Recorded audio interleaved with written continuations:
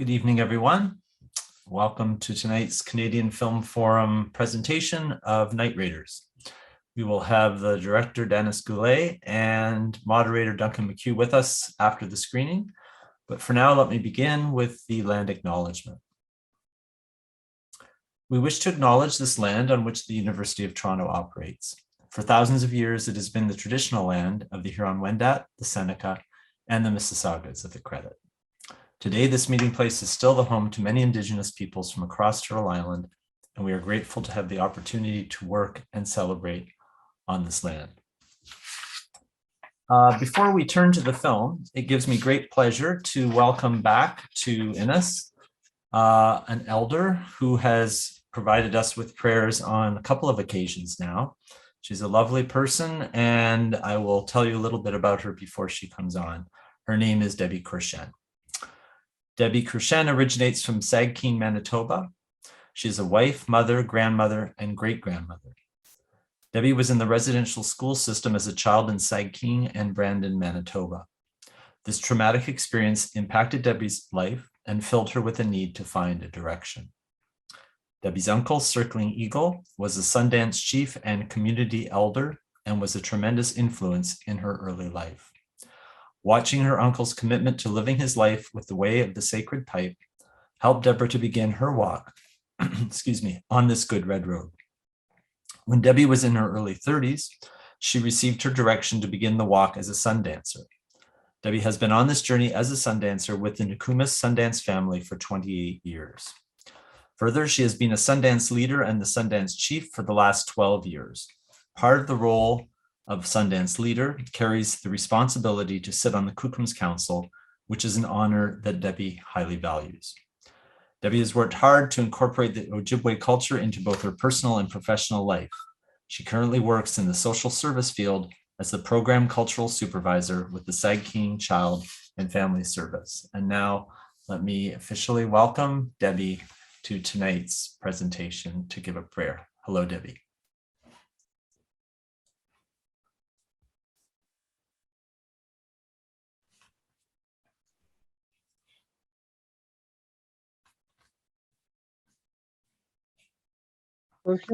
Sorry, so having a little trouble getting on there. My apologies.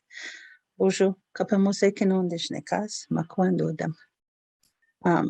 like to thank everybody, and I'd like to take the time to acknowledge Charlie and the tobacco that has been passed to provide this prayer today for this wonderful opportunity for this gathering. So my name is Debbie Cruikshank, and I'm from Sagkeeng, Manitoba. I'll introduce myself in the language, which is, I say, Kapimusekinyo, that my spirit name that carries me is an eagle that walks upright like a human being. And Mikinakandotem, so that the turtle clan, that's my dad's clan. And Sagkeeng and Duanji, and that's Sagkeeng is where I originate from. And I take the time to provide this prayer in a kind and loving way, with a good heart, and pray that Gishimanitu, our Creator, takes pity on us. Gishimanitu. Shawinim Shinam Nungum Gishigag Shigo Jimino Wijawag Mi Gwitchkishimanidu. I ask the Creator for a blessing on our day, that we walk with others in a good way, and that we ask the Creator to take pity on us this day, to bless us with the Creator, with your love and light.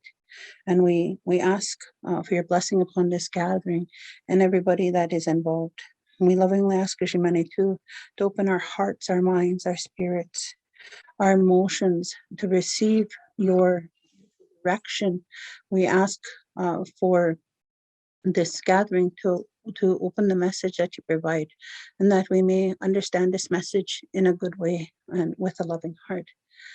We ask that your blessing upon all those involved. We ask for your pity to receive that blessing and help them in the continued work that they do and in the journey that everybody here takes that time to walk.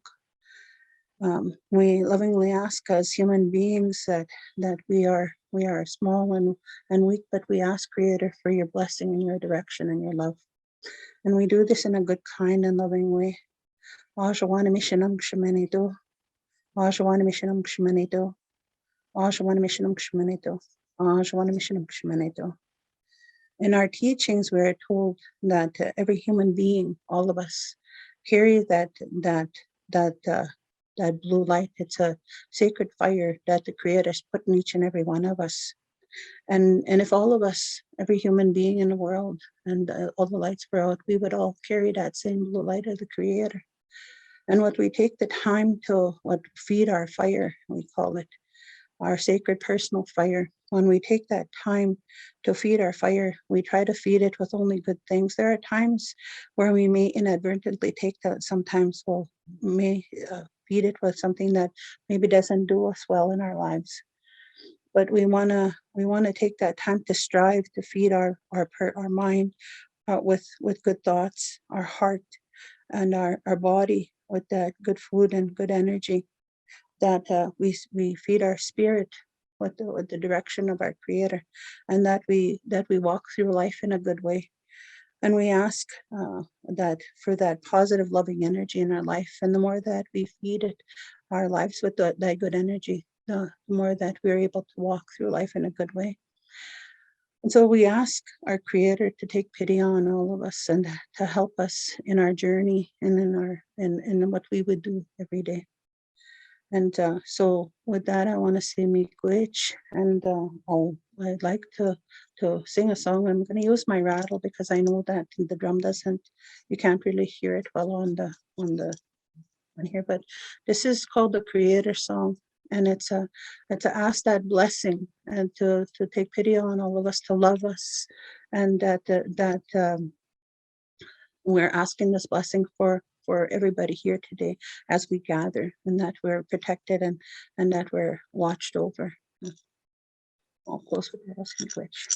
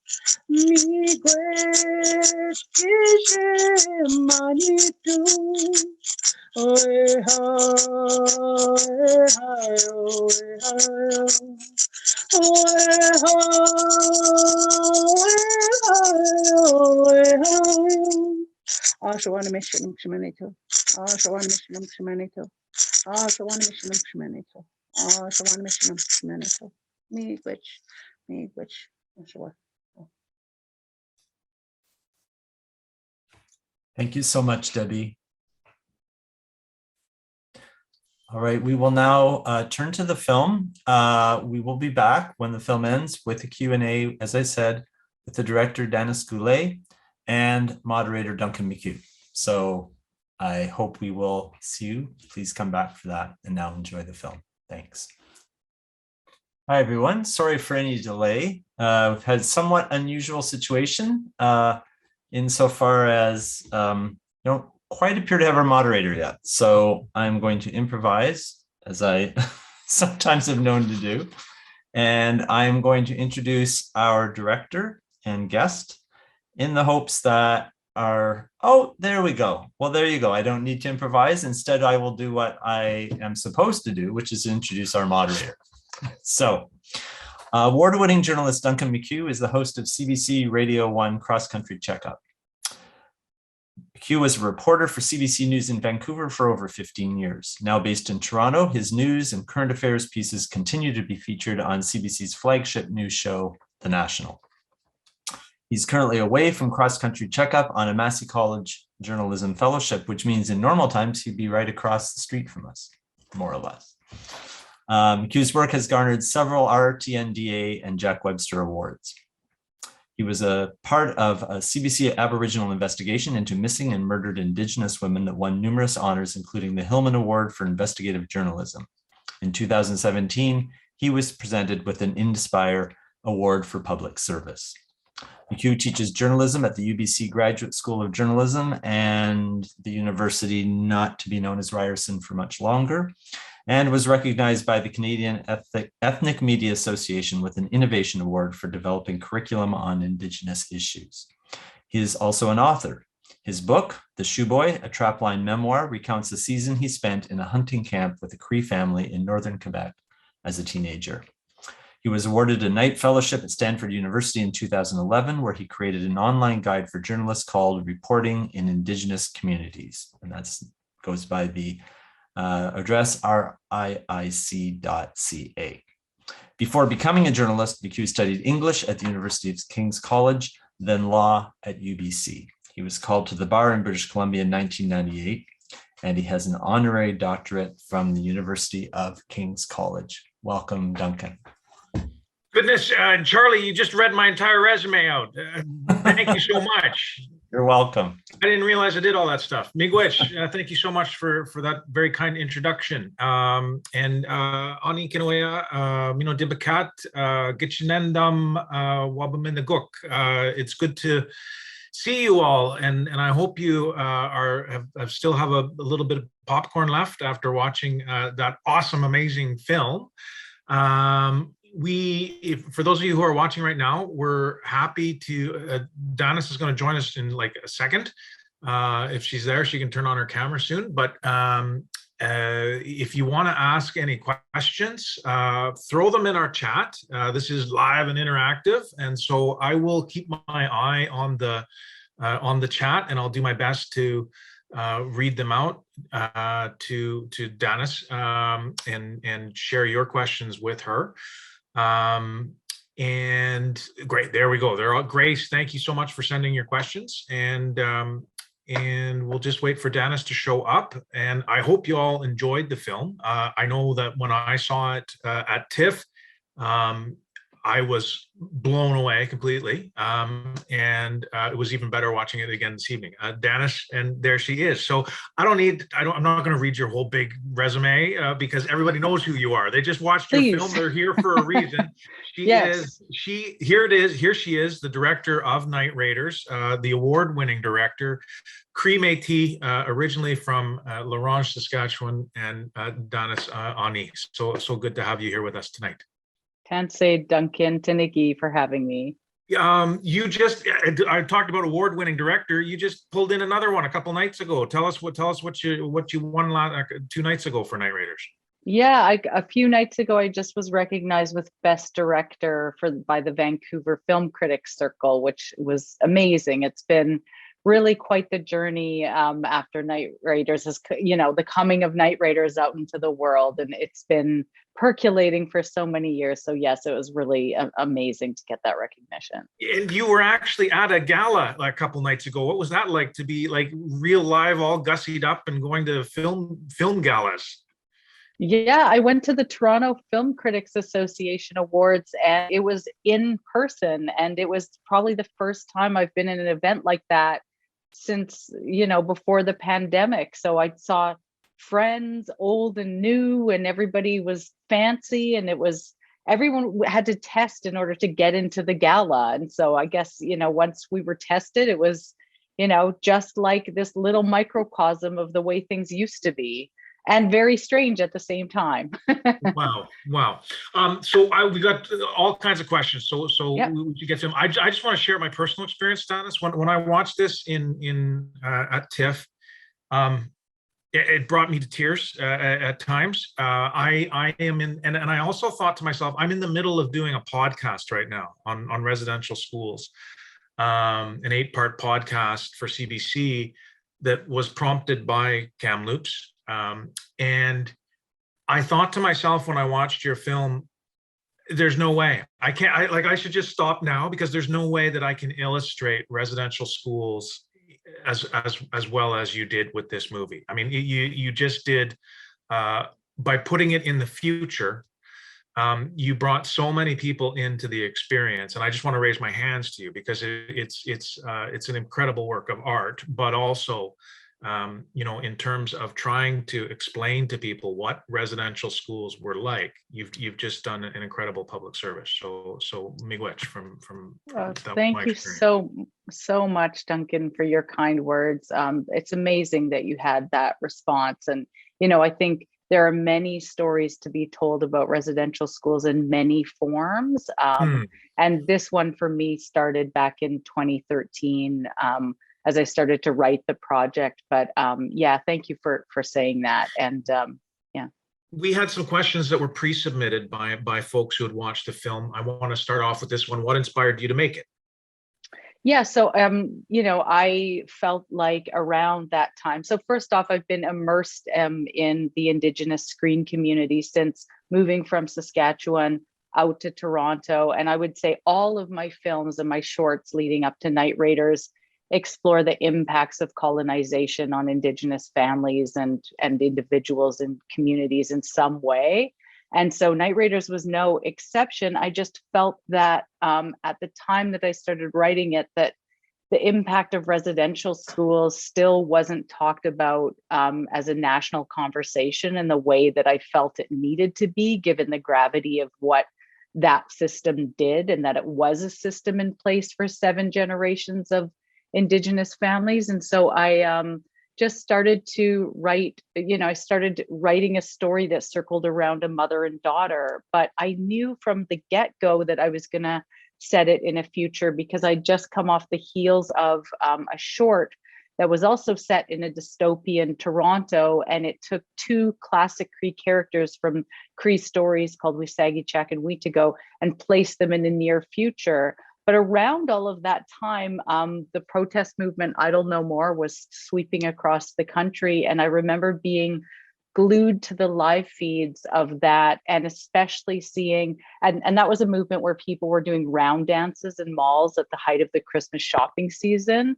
And it was such a beautiful way to make a statement. And I remember especially watching the youth and the young people and being so inspired by the way that they were standing up and unafraid to be seen and heard.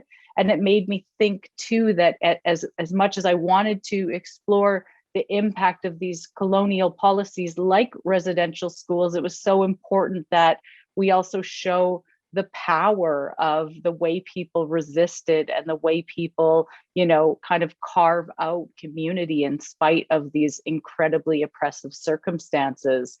So Idle No More was really inspiring to me back at the time. It kind of went into Awakening and then shortly into the development of Night Raiders. So when you went into development, let me ask you, what kind of reception did you get when that was back in like 2014, 2015 after Idle No More? What kind of reception did you get at that point?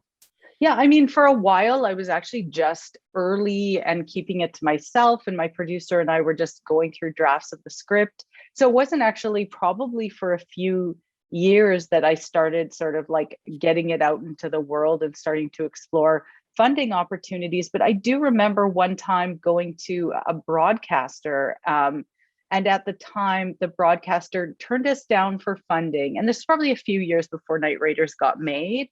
And they shared reader's notes with us. And the reader's notes said, this is a propulsive story with great characters. It was a great script to read, but I don't understand how the residential school allegory works, because priests are no longer abusing children. And I think as a country, we've moved on from this.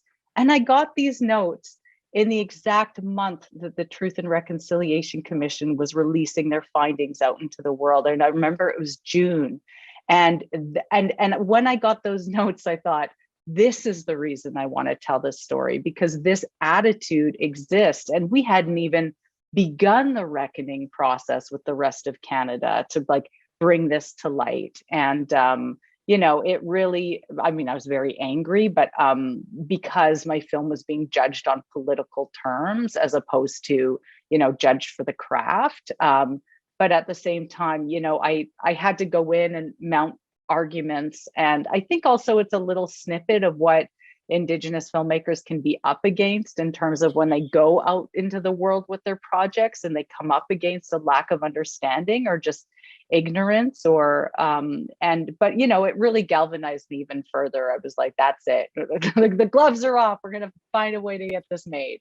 And then it comes out. I mean, and again, in the year that Kamloops makes, you know, such a big reckoning, if you want to call it that. So I mean, it couldn't be more timely. Callie has a question. How did you choose which Indigenous language to use in the film? Well, I'm Cree Métis, and my language is Cree, and that's my dad's first language. I am a language learner, but he is a language speaker. And so in the development of all of my films, I sit down at the kitchen table with him and I talk conceptually about Cree concepts that then create threads in the narrative of the film. So one example of this is the AI trope. So there's a trope in genre filmmaking that as soon as AI becomes sentient, it's going to turn on us and become evil and of course kill us. And so that, of course, that trope gets subverted in the film, and that idea to sort of go in that direction with it comes out of the structure of the Cree language. So Cree has a structure of animate and inanimate, although it's not a simple binary and it's not a very great way to describe it, but there is a system in Cree that refers to things that are living and non-living. And in the structure, rocks are referred to as animate, so living. And so I took that mode of thinking and thought, okay, if rocks are animate, then the things that rocks are made of might also be seen as animate. So, you know, the character Wasis does not regard the drones in the way that regular people might, like with fear or with trepidation. And also because she has a really amazing skill set from living off the land and having the ability to call to animals. In that final scene, it's really her applying that skill set of communication and also regarding the drones in a certain way. And then when they get, you know, I guess, reached out to in that way, then they respond in kind. It's almost like somebody recognizes them in a different way and then they respond in a different way. But then also there's the Cree language in the film itself, and shooting those sections were among the most amazing parts of making the film. I just as an aside, so I'm an Anishinaabe second language learner, and Bungie at the Go Anishinaabe one, I only speak a little bit, but the animate, inanimate, it is very complicated because one thing I learned was that animate objects animacy was often assigned to new objects. So, for example, in Anishinaabe one, car is an animate object, and you know, the reason why, because it was new to the people, and so it became an animate object. An animate object. But let me ask you, I mean, you said, I mean, starting to work, I love that, the image of you sitting around the kitchen table with your dad. He's in the movie, right? Yeah, he's the elder that's teaching Cree to the kids at the camp when Niska kind of like decides she's leaving, and she breezes by, and he's teaching the young people. What kind of challenges did you have in terms of trying to incorporate that Cree language, Cree language into the film?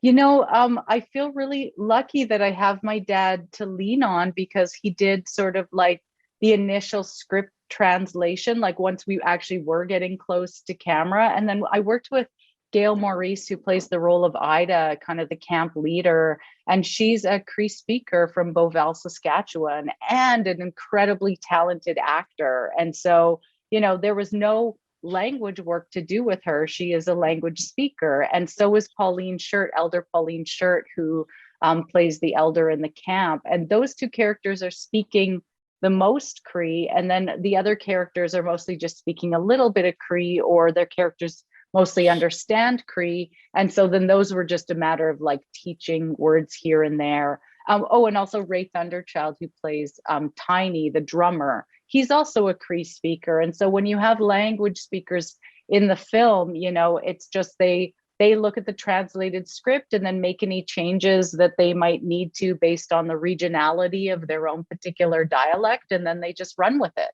The reason I ask about this is just because I know it was very intentional for you to incorporate that much Cree into the.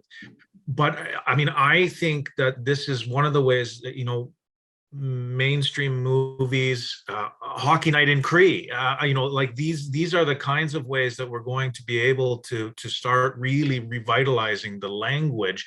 I just wonder if you get pushback at all from when you're going to funders who are saying, well, you know, that's a very small number of people who are going to understand that, and we shouldn't, you know, have that much Cree, or if you get funding for that kind of efforts that you're making. Yeah, I mean, for Night Raiders, it was never an issue at all. And in fact, the Canada Media Fund specifically funded a Cree version of the film that we're still finishing.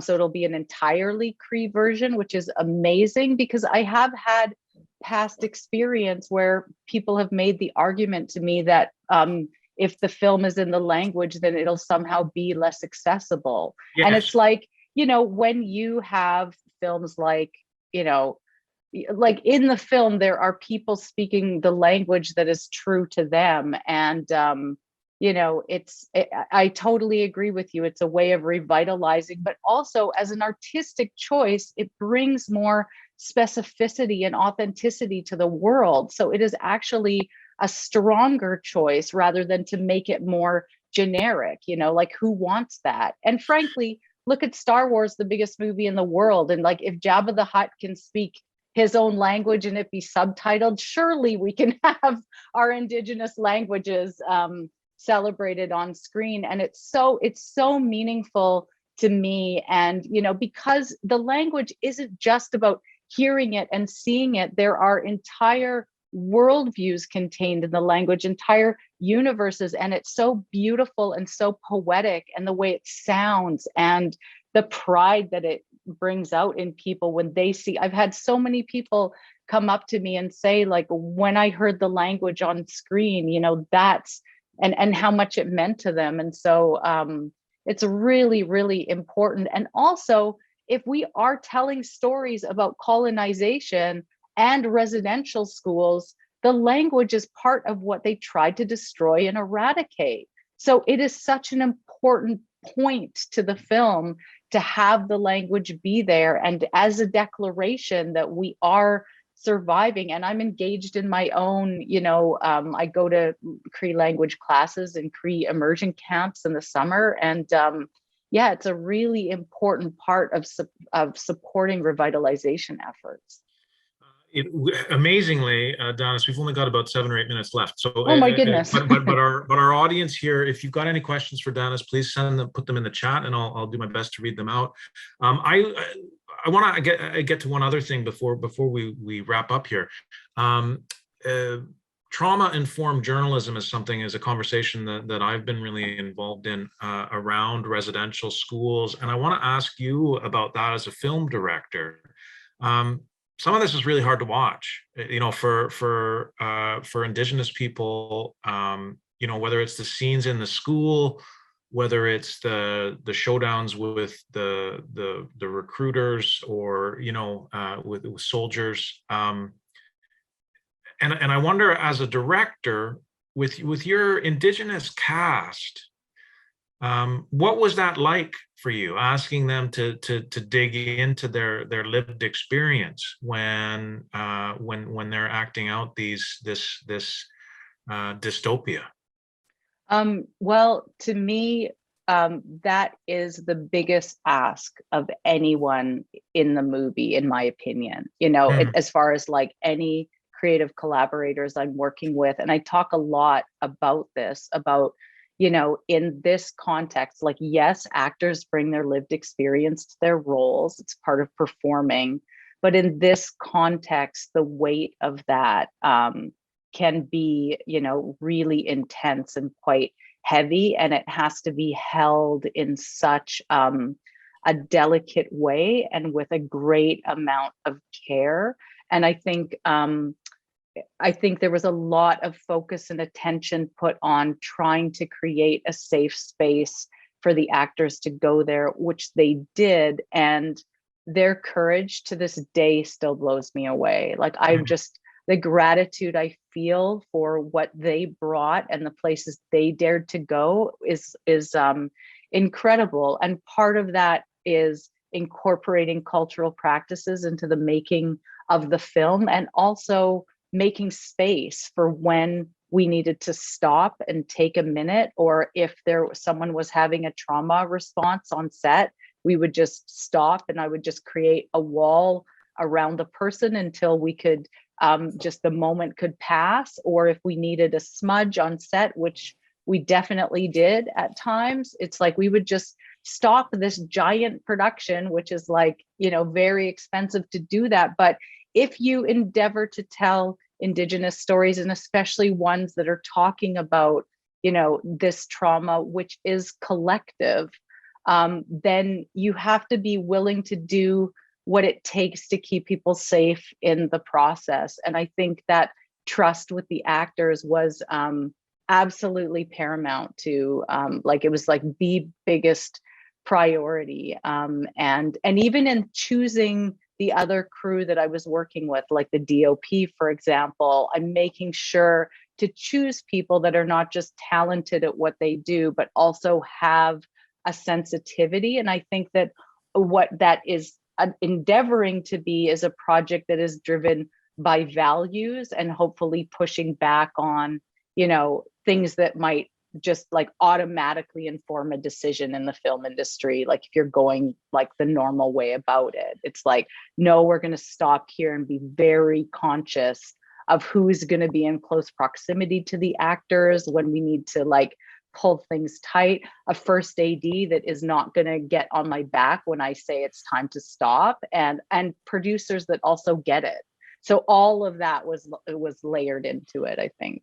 And you, Indigenous filmmakers, are really starting to change the landscape in terms of that. Like, I've heard Tracy Deer talk about the same thing with regard to filming Bean, that they really made space, and it doesn't matter how much money it costs if the crew has to stop and just say, let's give everybody some space to decompress here.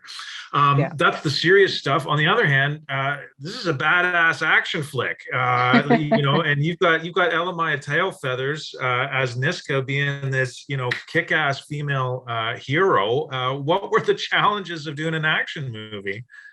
Yeah, I mean, I'd never really shot action before, so I didn't really know. Like, and Elmaya one day said to me, it was when we were shooting the bus, where she's like kicking the thing and like choking a soldier and like whatever. And she was just like, what made you decide to make an action movie? And I was like, I didn't decide that. It's what the story determines. It's a dystopian future. You have people who are in fight or flight mode. Like, sometimes they run and sometimes they got to fight. So, with action, it's just about breaking it down and shooting everything twice with a stunt person. But so it's a bit more complicated in terms of the way you shoot it. But the actors just did like action rehearsal with a really great stunt coordinator. So we were in this giant gym on mats, and like we work out all of the action in advance. So when we get to set, people know what they're doing and feel like comfortable in the movement. Cool. I got to ask you, there's Maori in the movie. Is that is Taika Waititi as wonderful as he seems to be?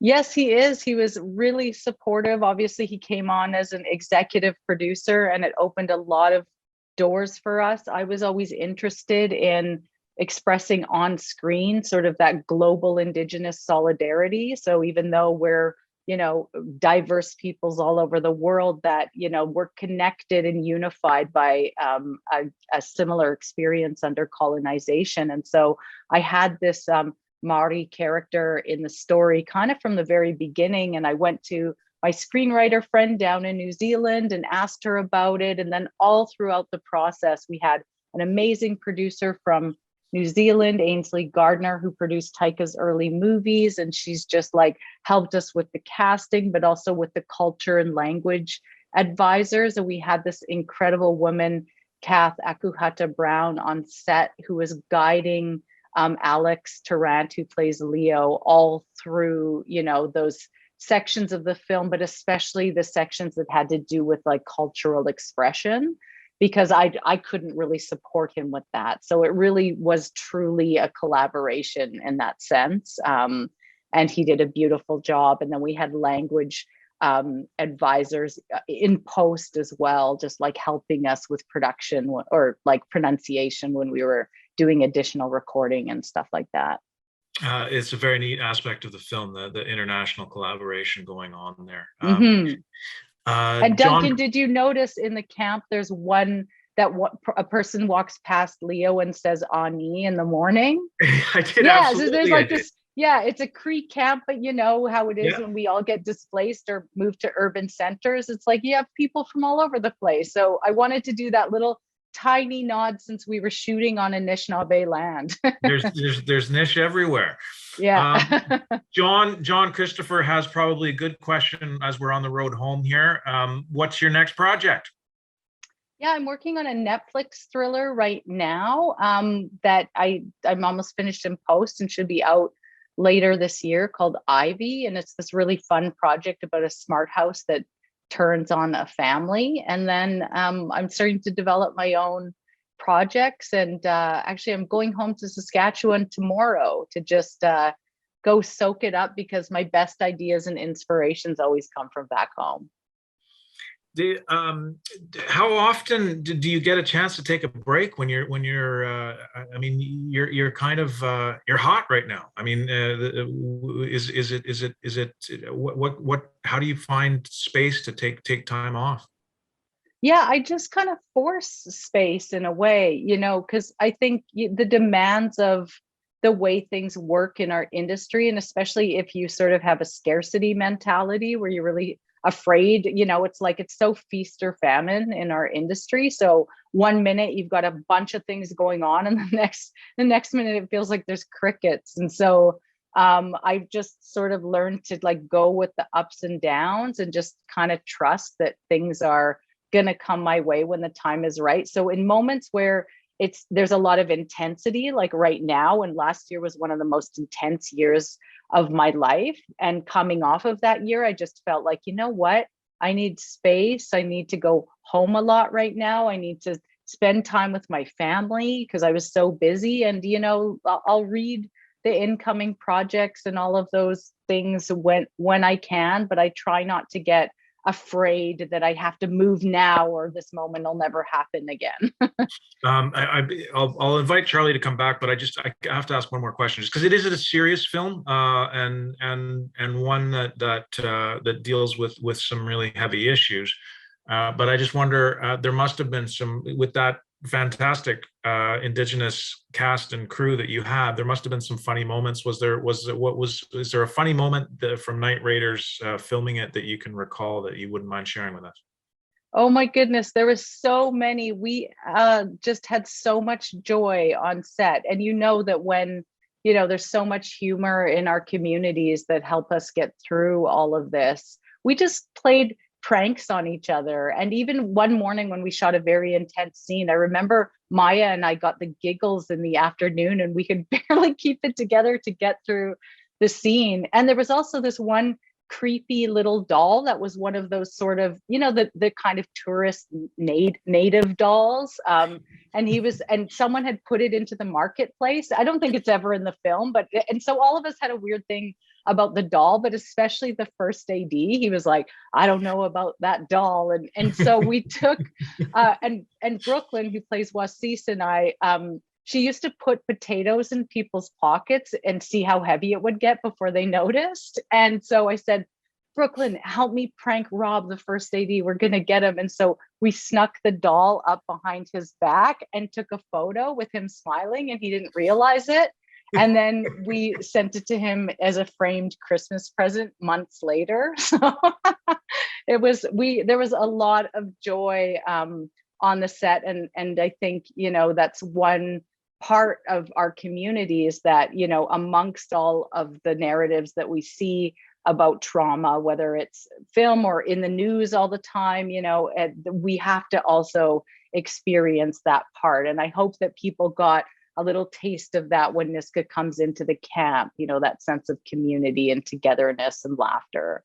Absolutely. I just want to, again, I just want to congratulate you. Biggest budget Indigenous movie ever made in Canada. Is that correct?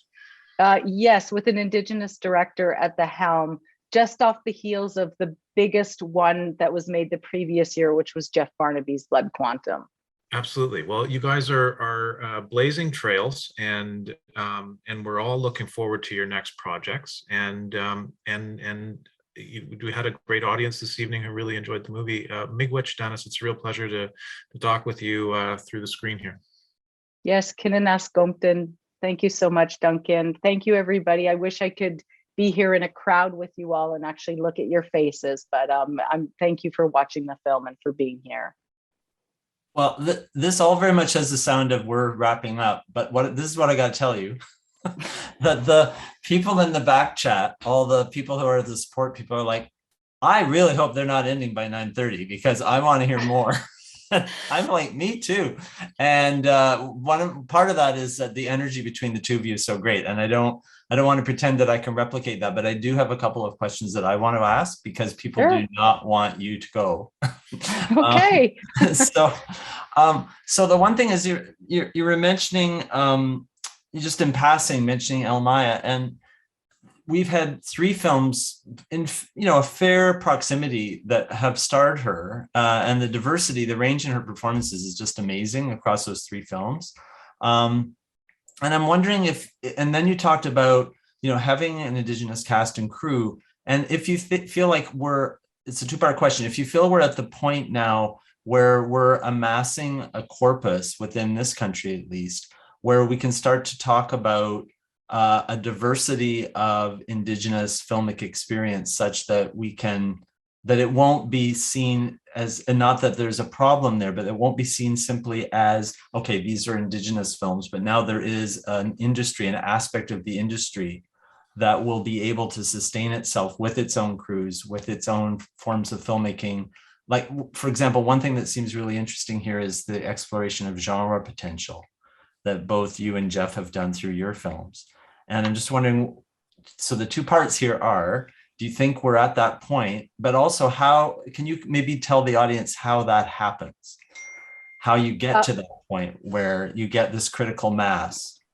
Yeah, so I don't think we're there yet. I mean, certainly the talent is all there. And as far as cast goes, for sure, you can find incredible actors to put on screen. But I think where there's still a lot of work to do is in the buildup of the crews. And I think, I was a part of the Imaginative Film and Media Arts Festival back in the early 2000s. I was running the festival. And back in those days, we were kind of saying, we want this festival to support Indigenous people in key creative roles as writers, directors, and producers. And back in those days, and even now sometimes, people don't understand that when we say Indigenous film, we're talking about an Indigenous-led film. So we're not talking about Indigenous quote unquote content, you know. And back in those days, there was no differentiation made. So when we would go into rooms and say, you know, we define here at the festival an Indigenous film meaning to be that an Indigenous person was in a key creative role on the film. And people would be like scratching their heads and saying, what, like Dances with Wolves doesn't qualify?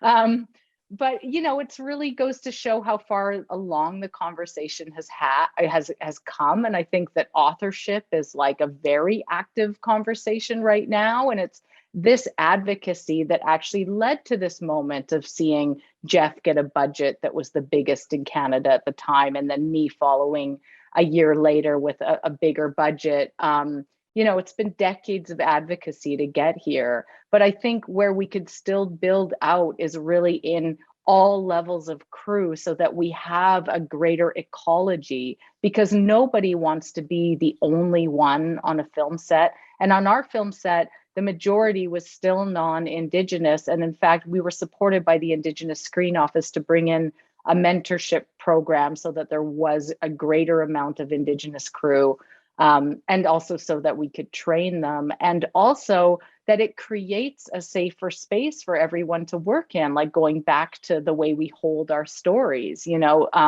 that presence on set made a difference to me as the person, you know, directing the film.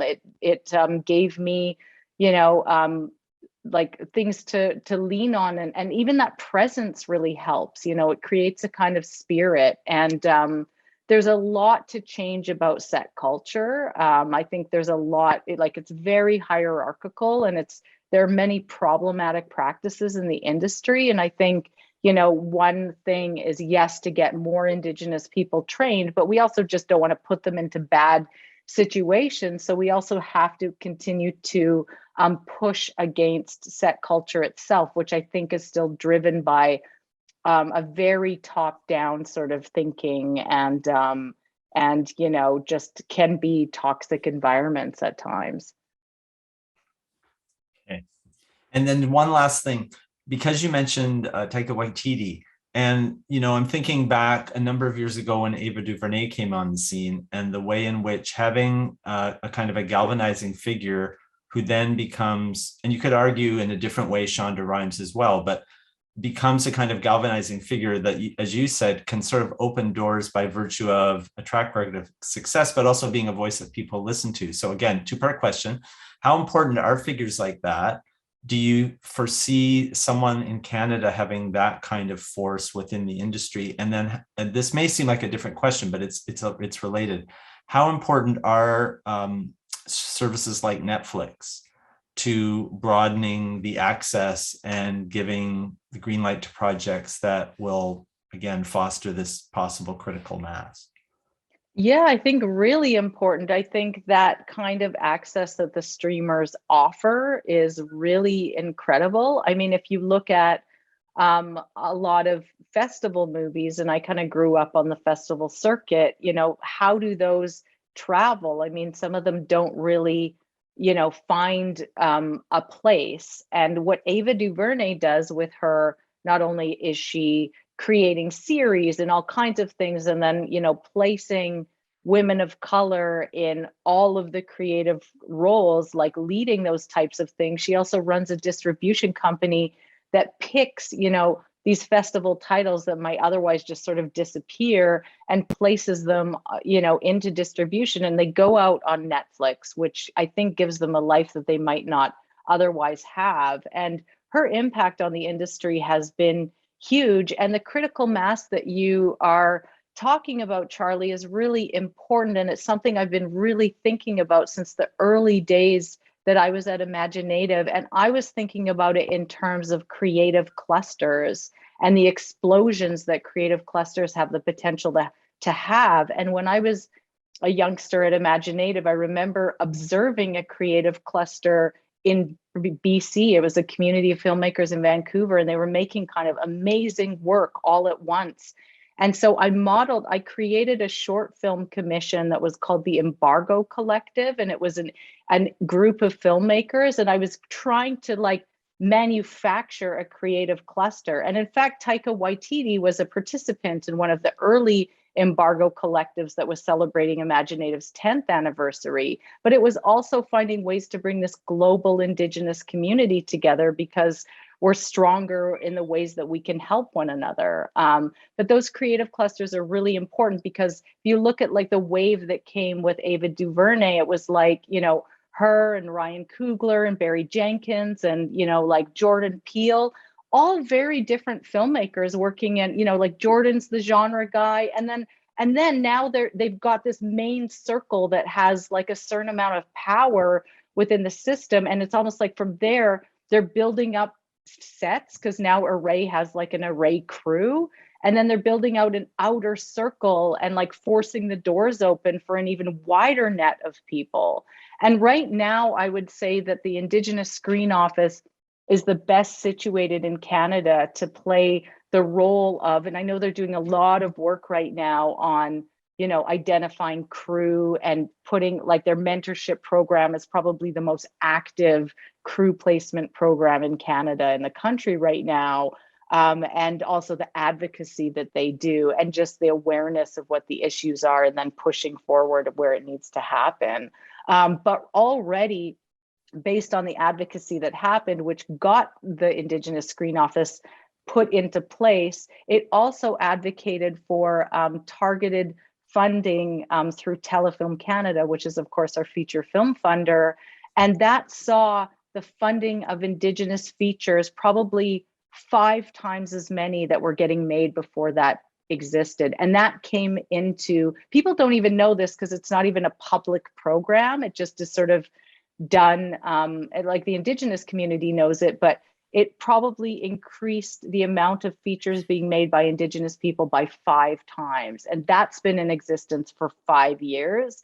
And so I think what we're seeing now is a proliferation of work unlike we'd ever seen before. And so we are seeing the emergence of clusters and people going in different genres. Like, you know, Jeff Barnaby's always been the Indigenous genre guy. I sort of like did a foray into genre by mistake. And then Nyla Inukshuk, who's going to have her film Slashback that was shot, it's the Far North Alien Invasion movie with teens. That's going to be at South by Southwest, which is like a major US festival. And so she's about to be making waves next. And, you know, I just hope like it's just a matter of continuing to like stick our elbows out and make more room, and continuing to be loud in the rooms that we have been, but also as we get more clout, you know, using that to like have the biggest impact as we can. Absolutely. Well, first of all, thank you so much for that. It was really, I think, going to be really illuminating for our listeners. Listeners is like thinking like we're on a podcast. Yeah. I know. I had no idea we were running on Indian time here, Charlie. You tell a broadcaster 9:30. I'm out at 9:30. So you should have just said Indian time. Anyway, I mean, the last thing I'll say, Danis, is that it really makes a huge difference too when the work is so good. I mean, when a film like this does it, you know, it stands on its own merits, and then people can't say, oh, well, we're going to make concessions. The work is, you know, paving the way. So thank you so much for the film. Thank you for that. And I would just also say that, like, those of us that have been holding a collective vision for what was possible had seen the singular breakouts in history, like Alanis Obomsawin, who's our grandmother of Indigenous cinema, and Zacharias Canuck, who came out of the gates early with Atinarjuat, that should have cracked open the funding for an entire generation of filmmakers, but the industry wasn't there yet, and we still had to keep fighting. But now we're seeing like films like Beans, which like sweeps across awards. And, you know, I never wanted, you know, no one wants to be the only one out here. And it's so exciting that what we're seeing is a wave of work that is, you know, like at a certain level. It's such an exciting time. Yeah, absolutely. and we're so thrilled to be able to show these films, and we'll keep doing so. So thank you both, and thank you to Debbie for coming, as she has in the past, to open the event with a prayer. It is my responsibility to also forecast what's coming next. So on March 17th, we will have a screening of Many Saints of Newark, which is a deviation from our Canadian Film Forum pattern. And we'll have the director, Alan Taylor, with us for that. And some joker named Charlotte Kyle is going to be the moderator. I don't know how that happened, but at any rate, only could get Duncan back. But at any rate, thank you both again so much for a wonderful evening of Film Plus discussion. And I encourage our viewers to return for us a week from now to see Many Saints of Newark. So thank you, Danis. And I really hope with your next film, we'll be able to showcase that when it comes about. Thank you, everybody. Thank you, Duncan.